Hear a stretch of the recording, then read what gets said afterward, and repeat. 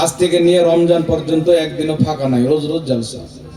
2-3টা করে ডেট খালি রাখি তো কোনো পীর সাহেব ফোন করে দেয়, কোনো বড় মুফতি ফোন করে দেয়। এবার বলছে না হলে ফাঁকা রেখেছেন তো নিয়েই নেন, তারই মনমার কথা ফেলা যায় না। তো যাই হোক, অনেক আলোচনা হলো।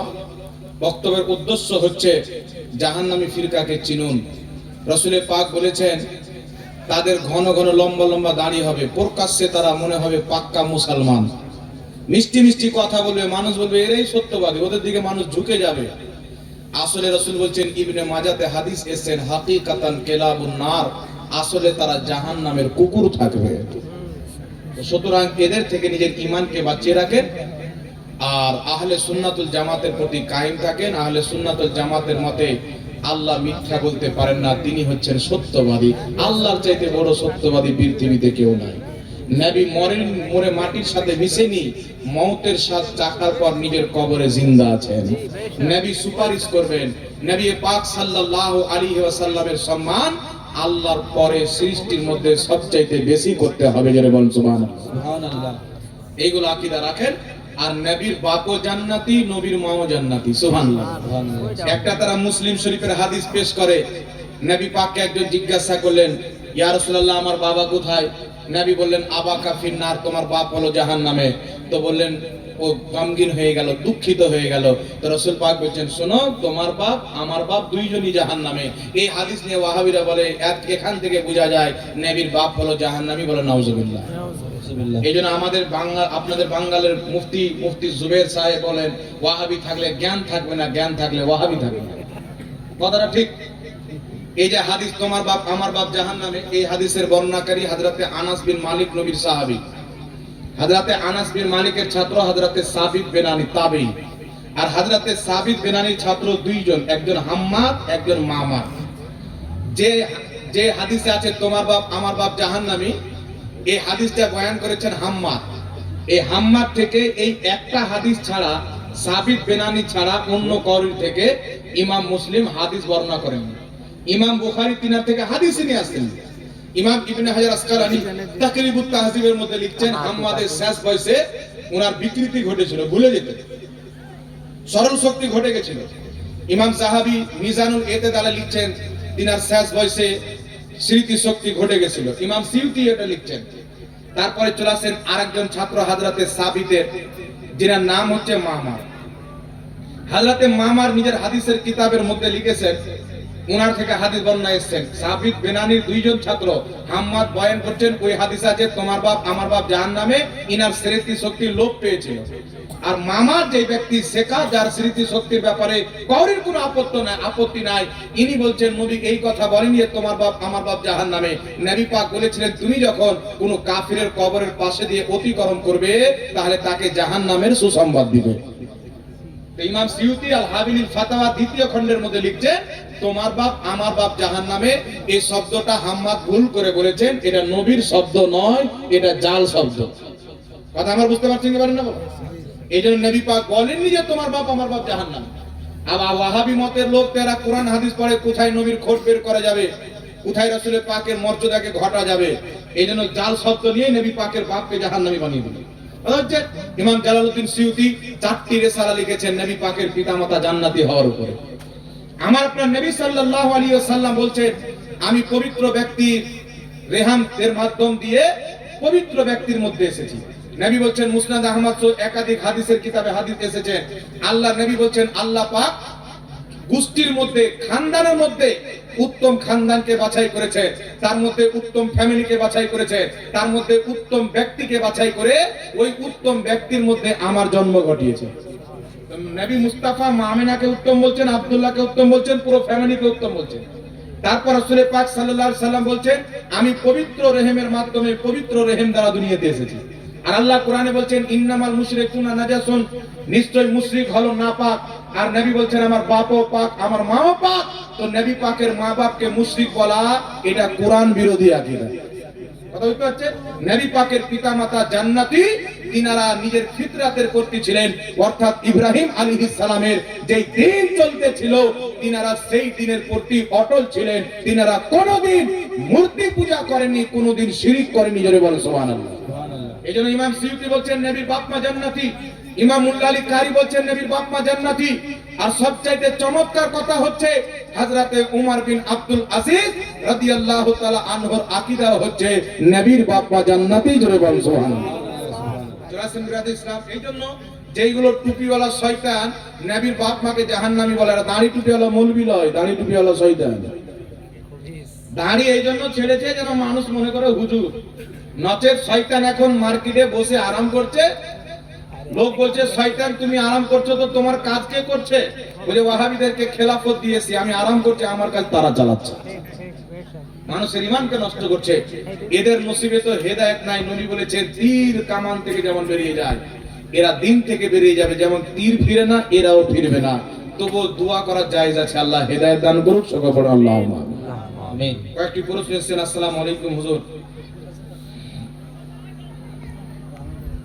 উজু করতে বসে ভুল মাঝে সব সময় খৈনি খায়, আমাদের ইমামের পিছনে নামাজ হবে কিনা? মানে ইমাম খৈনি খায়, ইমাম সাহেব খৈনি খায় গুল মাঝে। দেখেন বিরাদর ইসলাম, ইসলামে যেটাকে হারাম বলেনি সেটাকে পৃথিবীর কেউ হারাম বলতে পারে না। হারাম করার মালিক আল্লাহ এবং আল্লাহ রাসূল। খৈনি বলেন, গুল বলেন, পান বলেন, এগুলো হারাম নয়। তবে আমি বলবো ইমাম সাহেবের খাওয়াটা ঠিক নয়, তবে হারাম এবং নাজেজ নয়। ইমাম সাহেব সুন্দরভাবে মুখকে পরিষ্কার করে যদি সাফ সুতরো করে নামাজ পড়ায়, মুখে কোন রকম গন্ধ না থাকে, তাহলে তার পিছনে নামাজ হয়ে যাবে।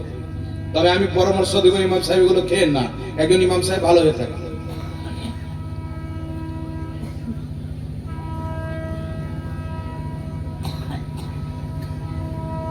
এখানে একটা কথা মনে রাখবেন, যে জিনিসটা সরাসরি কোরআন হাদিস থেকে হারাম বলে উল্লেখ নাই, সেটাকে কোনো ব্যক্তি যদি হারাম বলে তো শরীয়তে সে নিজে দখল দিল।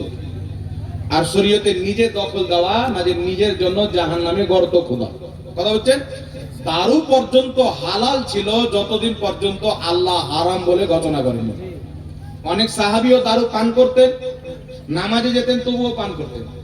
আল্লাহ আয়াত নাযিল করলেন, লা তাকরাবুস সালাত ওয়া আনতুম সুকরা, তোমরা যখন নামাজের কাছে আসবে তখন দারু পান করি না, অন্য টাইমে পান করো, নামাজের টাইমে পান করি না। পরবর্তীতে আল্লাহ পাক দারুকে হারাম করে দিলেন, তো ওকে পান করাই হারাম হয়ে গেল। কথা বুঝতে পারছেন? এই জন্য সাহাবাই কেরামের মধ্যে একজন ইবনে উমরকে বললেন, হুজুর অমুক সাহাবী তারি পান করলেন, খেজুরের রস।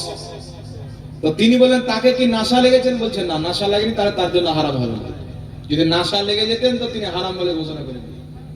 তো এইগুলো জিনিস, পান, গোল, এইগুলো স্বাস্থ্যের পক্ষে ক্ষতিকারক।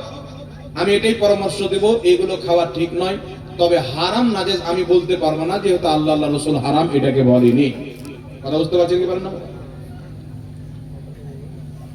প্রথমে সুন্নি ছিল, পরে দেওবন্দি হয়েছে।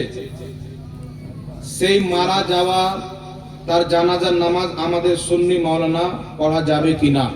কোন ব্যক্তি সুন্নি থেকে যদি দেওবন্দি হয়, আর সেই ব্যক্তি দেওবন্দি হওয়ার পর মামুলাতে আহলে সুন্নাতুল জামাত, অর্থাৎ আহলে সুন্নাত ওয়াল জামাতের কিছু মুস্তাহাব নেকির কর্মকে, মিলাদ পালন করা, কিয়াম করা, আল্লাহ ওয়ালাদের মাজার জিয়ারত করা, যদি সে শিরিক মনে করে, আহলে সুন্নাতকে মুশরিক মনে করে, তাহলে সেই ব্যক্তি কাফির হবে।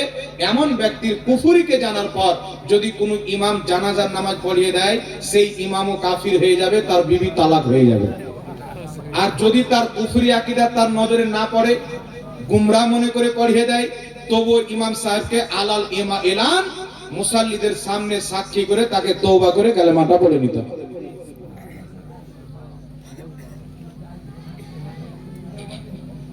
আসসালামু আলাইকুম। ওয়া আলাইকুম আসসালাম ওয়া রাহমাতুল্লাহি ওয়া বারাকাতুহু। জালসায় মেলা করা যাবে? আমি আগেই বলেছি বাবা, নিয়াত সাফ করে জালসা করতে হবে। এখন লোক মেলা দেয়, হুজুর মেলা থেকে 60-70 টাকা আসে, 60-70 হাজার। এক জায়গায় জালসাতে গেলাম, তো আমরা মেলা কেন দিয়েছেন, জালসা করো না। তো বলছে হুজুর আপনাকে যে 14-15 হাজার 20 হাজার দিতে হবে, তো টাকা থাকবে না তো কোথায় থেকে দিব? আমরা আগে বলেননি ফ্রিতে এসে জালসা করে যেতাম? বলতেন যে আমরা কিছু দিতে পারবো না, এখানে খিদমতের জন্য আসতে হবে, সব জায়গায় তো টাকা দেয়, আপনাদের ফ্রিতে করে দিতাম নাকি বলেন? তাই আপনি হারাম কাজ করে টাকা নেবেন? তো মেলা লাগানো যেখানে, রে বাপরে কি বলবো ভাই, এক জায়গাতে যাচ্ছি তো মহিলারা এমন মেকআপ করে আর হোটে কি বলে ওই লিপস্টিক লাগিয়ে আসে, ওই মেয়েদের যদি এখন রাতে ওজন করেন 45 কিলো যদি হয়, সকালবেলা ধোয়ার পর ওজন করবে তো 40 কিলো হবে। 5 কিলো শুধু মেকআপই করে, বুঝতে? আর যত সব বাজারে মেয়েগুলো ঘুরছে, এদের মা বাপ কেউ আছে কিনা আল্লাহ পাক জানে, বেহায়ার মতন ঘুরছে, না মানা করনে वाला আছে না নিষেধ করনে वाला আছে। এইজন্য আমি জালসা কমিটিকে বলবো, যা করে দিয়েছেন মানুষের দ্বারাই ভুল হয়, আল্লাহর কাছে তওবা করবেন। আগামীতে জালসা দিলে খবরদার মেলা বসতে দিবেন না।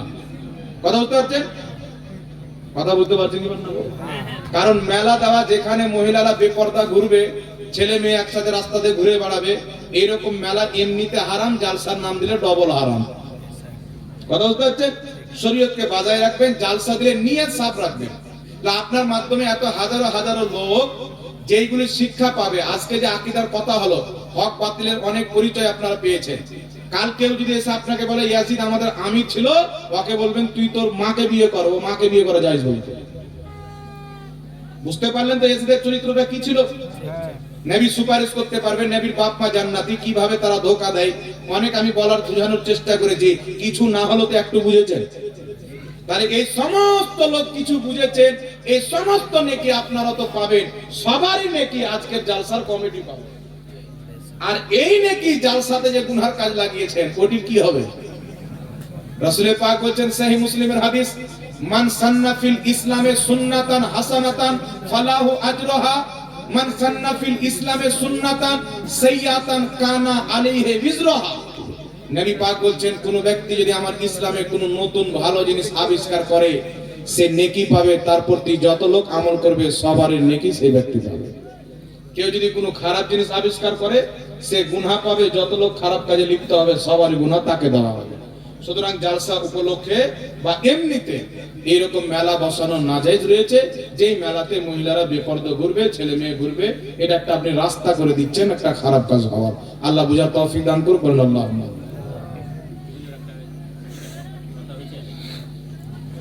জানাজা যে পড়াচ্ছে সে তো ঠিক আছে, কিন্তু জানাজা যে পেছনে পড়েছে,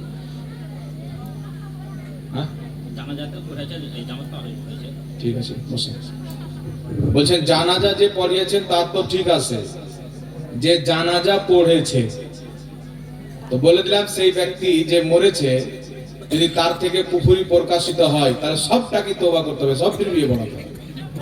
আর তার কুফরি যদি প্রকাশিত না হয়, যত লোক জানাজার নামাজ পড়েছে সবাইকে তওবা করতে হবে। কারণ দেওবন্দীদের আকীদা হলো আল্লাহ মিথ্যা বলতে পারে, নবীকে আল্লাহ যতটুকু ইলমে গায়েব দান করেছেন ততটুকু প্রত্যেক জানোয়ারকেও দান করেছেন। নবীর জ্ঞানের চাইতে শয়তানের জ্ঞান বেশি। নবীর পরে নতুন নবী জন্ম নিতে পারে, এইগুলো দেওবন্দীদের কিতাবের মধ্যে লেখা আছে। কথা বুঝতে পারছেন? আর কোন ফিরকার কোন জামাতের আকীদার ব্যাপারে যদি জানতে চান, তাহলে সেই ফিরকার আকাবির মৌলবীদের কিতাব পড়তে হবে। ফুচকা মৌলবী দিয়ে আকীদা চলে না, যারা বড় বড় আলিম থাকে তাদের মধ্যে আকীদা চলে। তাহলে যে বলবে আল্লাহ মিথ্যা বলতে পারে, তাদের আকীদাকে না জেনে কেউ যদি ওই জামাতে যায়, তাহলে সেই ব্যক্তি কমপক্ষে গুমরাহ হবে। আর এই রকমের জানাজা পড়ালেও সবাইকে তওবাটা করে নিতে হবে। কথা বুঝতে পারছেন? কিছু কিছু মানুষ গ্রামে বাস করে, যারা মাছ মারবে, কাজ মারবে, কথা হয়েছে এটাই। আজ 2 বছর আগে থেকে বলা হয়েছে, এই গ্রামে যে কয়টা আছে মুখ্য লোকগুলোকে বলা হয়েছে, যে কয়টা আছে তাদের সব কিছু বন্ধ করে দেন, এই যাতে না থাকে। একজনকে করে সবাই শুনতে যাবে, কিন্তু গ্রামের লোক সেটা সাপোর্ট দেয় না, কিন্তু এই ফুচকা জিনিসটাই মানে তারা আরম্ভ করেছে। হ্যাঁ, মানে ওদেরকে 2 বছর আগে বলেছি আমি। ঠিক আছে, বুঝে গেছি আমি। বসে দেখেন বিরাদর ইসলাম, সমাজের মধ্যে কিছু লোক যদি মোবাইল শুনে, হোয়াটসঅ্যাপ গ্রুপ দেখে, গুগল দেখে আমার দিকে তাকান, পথভ্রষ্ট হয়, ওয়াহাবি দেওবন্দি দলের দিকে আকৃষ্ট হয়, তাহলে সমাজের মন্ডল মাতাবদের কর্তব্য হচ্ছে তাদেরকে বসিয়ে ভালো একজন বিজ্ঞ আহলে সুন্নাতের আলিম মুফতি ডেকে তাদেরকে বুঝানো। কথা বুঝতে পারছেন? তাদেরকে বুঝার পর, কোরআন হাদিস দেখার পর যদি বুঝালেই তো তওবা করলে আলহামদুলিল্লাহ, আর যদি না বুঝে তাদেরকে সমাজ থেকে বাদ দিয়ে দেওয়া। তারা সমাজের সাথে চলবে না, কারণ হিন্দুদের চাইতে তাদের আকীদা বেশি খারাপ। আপনার সমাজে কোনো হিন্দু ভাই যদি থাকে, সে নিজে পূজা করবে, আপনাকে পূজা করতে বাধ্য করবে না। আর এরা নিজেই তো কিছু করবে না, আপনাকে করলে জাহান্নামের টিকিট কেটে দিয়ে দিবে। মানে নিজে পথভ্রষ্ট আপনাকে পথভ্রষ্ট করবে। এদের উদাহরণ হলো এক বস্তা ভালো আলুতে একটা পচা আলু, একে যত তাড়াতাড়ি পারবেন সরিয়ে দেন, নচেত সব জায়গায় পচিয়ে দেবে। কথা বলতে হচ্ছে। এই জন্য রাসূল পাক বলেছেন গুমরা এদের থেকে নিজে দূরে থাকো, নিজে থেকে তাদেরকে দূরে থাকো। সে আপনার থেকে দূরে যাবে না, ও তো আপনার কাছে আসবে আপনাকে গুমরা করার জন্য। এই জন্য তাদেরকে আগে বুঝান, বুঝে নিলে আলহামদুলিল্লাহ, না বুঝলে সমাজ থেকে বাদ। তাদেরকে সমাজে রাখা জায়েজ নাই। কথা বুঝতে পেরেছেন? क्या फरमाते हैं उलमा इकराम और मुफ्तियाने दीन इस मसला में, मसला के नमाज में 3 रकात या 4 रकात या 2 रकात फर्ज क्यों है? सवाल, सलाम फर्ज नमाज में रकात दर ही रकात में ही क्यों सूरा फातिहा के बाद कोई सूरा मिलाते हैं और बाद वाली रकात में सिर्फ सूरा फातिहा पढ़ते हैं? गुजरे वाला से गुजारिश है कि कुरान हादिस की रोशनी में जवाब दे। আমার মনে হয় এটা নিশ্চয়ই কোনো আলিম ব্যক্তি লিখেছেন, যেহেতু উর্দুতে, এগুলো কোনো প্রয়োজনীয় প্রশ্ন নয়। মেন কথা হচ্ছে মাগরিবের নামাজ 3 রাকাত কেন হলো, ফজরের নামাজ 2 রাকাত কেন হলো, এগুলো নবীদের থেকে নিসবত করা হয়, কিন্তু আল্লাহ যেই ওয়াক্তে যত রাকাত ফরজ করেছেন তত রাকাতই হয়েছে। বুঝতে পারলেন? কোন নবী নামাজ পড়তে পড়তে 3 রাকাতের বেলা দুর্বার হয়ে পড়লেন, সালাম ফিরিয়ে দিলেন, ওনার নিসবত দিয়ে বলা হয় মাগরিবের নামাজ 3 রাকাত হয়ে গেছে। আদম আলাইহিস সালাম 2 রাকাত করেছেন, তাই ফজরে 2 রাকাত করে দিয়েছেন, এই নিসবতটাও ভালো। এগুলো আলিম ওলামা জানেন, অপ্রয়োজনীয় প্রশ্ন করে কোনো দরকারই নাই, প্রয়োজনীয় প্রশ্ন করতে হবে।